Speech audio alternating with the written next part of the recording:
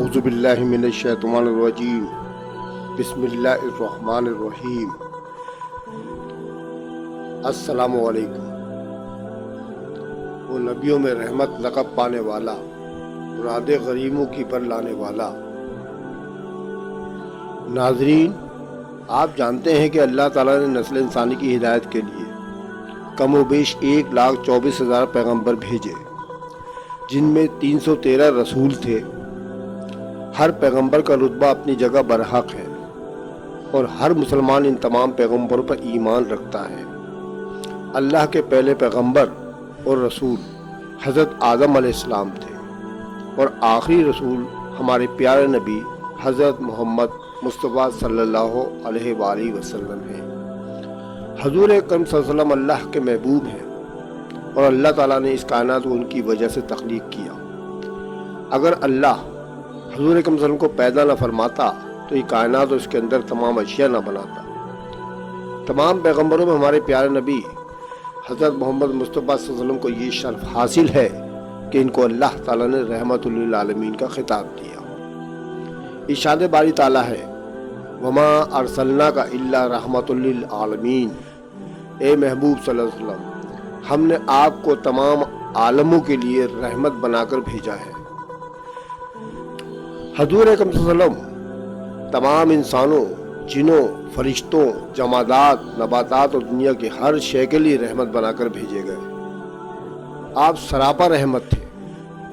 آپ صلی اللہ علیہ وسلم کی سیرت کا اگر مطالعہ کیا جائے تو پتہ چلتا ہے کہ آپ صلی اللہ علیہ وسلم کی پوری زندگی رحمتوں کا سمندر تھی۔ آپ صلی اللہ علیہ وسلم نے کبھی کسی کے لیے بد دعا نہ کی۔ لوگ آپ صلی اللہ علیہ وسلم کو تکالیف دیتے تھے، لیکن آپ جواب میں ہمیشہ دعا کرتے تھے۔ اس کی بہترین مثالیں ہم آپ کے سامنے پیش کرتے ہیں۔ پہلا واقعہ طائف کے شہر کا ہے، جب مکے میں قریش اور کفار کی مخالفت کی وجہ سے ایمان لانے والے لوگوں کی تعداد میں اضافہ نہ ہوا تو آپ صلی اللہ علیہ وسلم نے طائف جانے کا فیصلہ کیا۔ آپ صلی اللہ علیہ وسلم زید بن حارثہ کے ساتھ طائف کے شہر گئے، وہاں کے رئیسوں کو اسلام کی دعوت دی، لیکن ان بدبخت لوگوں نے اسلام کو ماننے سے انکار کر دیا اور اسی پر بس نہیں کیا، بلکہ طائف کے شریر اور شر پسند لوگوں کو حضور صلی اللہ علیہ وسلم کے پیچھے لگا دیا۔ ان لوگوں نے بدتمیزی کی انتہا کر دی، نہ صرف زبان سے حملے کیے بلکہ آپ صلی اللہ علیہ وسلم پر پتھر بھی برسائے۔ زید بن حارثہ رضی اللہ تعالیٰ عنہ نے آپ صلی اللہ علیہ وسلم کی ڈھال کے طور پر کردار ادا کیا، لیکن ان بدبختوں نے اتنے پتھر برسائے کہ حضرت محمد مصطفیٰ صلی اللہ علیہ وسلم اور زید بن حارثہ رضی اللہ تعالیٰ عنہ لہو لہان ہو گئے، حتیٰ کہ حضور صلی اللہ علیہ وسلم کے جوتے خون سے بھر گئے۔ ایسے موقع پر اللہ کی اجازت سے پہاڑوں کا فرشتہ ملک الجبال حاضر ہوا اور حضور اکرم صلی اللہ علیہ وسلم سے کہا کہ اگر آپ صلی اللہ علیہ وسلم کہیں تو میں طائف کے ان دونوں پہاڑوں کو آپس میں ملا دیتا ہوں، یہ ناہنجار لوگ اس میں پس کر مر جائیں گے۔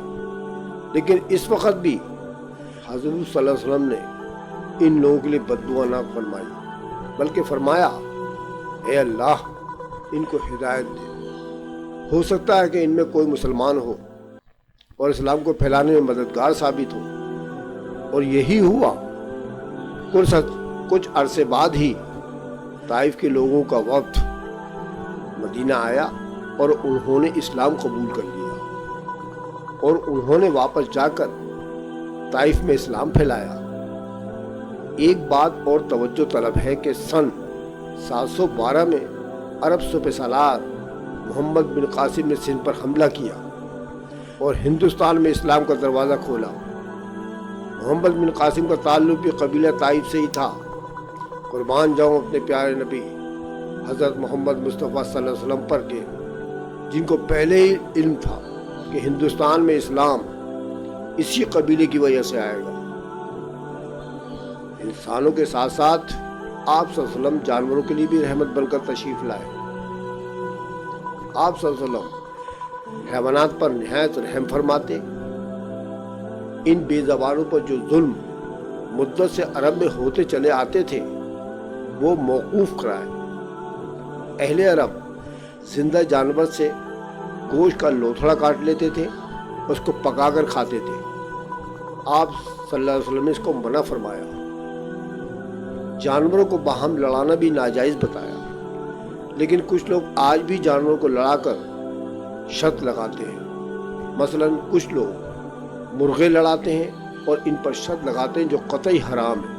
اللہ ان کو ہدایت دے۔ حضور اکرم صلی اللہ علیہ وسلم کی ذات پاک تمام دنیا کے لیے رحمت بن کر آئی تھی۔ حضرت مسیح علیہ السلام نے فرمایا تھا، میں امن کا شہزادہ ہوں، لیکن شہزادہ امن کی اخلاقی حکومت کا ایک کارنامہ بھی اس کے ثبوت میں محفوظ نہیں ہے۔ لیکن امن کے شہنشاہ کو خداوند ازل نے یوں فرمایا، اور اے محمد، ہم نے تم کو تمام جہانوں کے لیے رحمت بنا کر بھیجا۔ ہم بچپن سے ہی حضور اکرم صلی اللہ علیہ وسلم کی زندگی کے سینکڑوں واقعات پڑھ چکے ہیں۔ اس میں ہم کو نظر آتا ہے کہ اس خزانہ رحمت میں دوست، دشمن، مسلم، کافر، بوڑھے، بچے، مرد، عورتیں، آقا و غلام، انسان و حیوان، الغرض ہر ایک صنف ہستی برابر کی حصے دار تھی۔ مولانا حالی نے عشق رسول میں ڈوب کر کچھ یوں کہا ہے، وہ نبیوں میں رحمت لقب پانے والا، مراد غریبوں کی بل لانے والا۔ آخر میں اللہ تعالیٰ سے دعا ہے کہ اللہ تعالیٰ ہم کو اپنے محبوب رسول اللہ صلی اللہ علیہ وسلم کے اسوہ حسنہ پر چلنے کی توفیق عطا فرمائے، اور ہمیں زندگی پر حضرت صلی اللہ علیہ وسلم کی بتائی ہوئی ہدایت کے مطابق زندگی گزارنے کی توفیق عطا فرمائے۔ آمین ثم آمین۔ خدا حافظ۔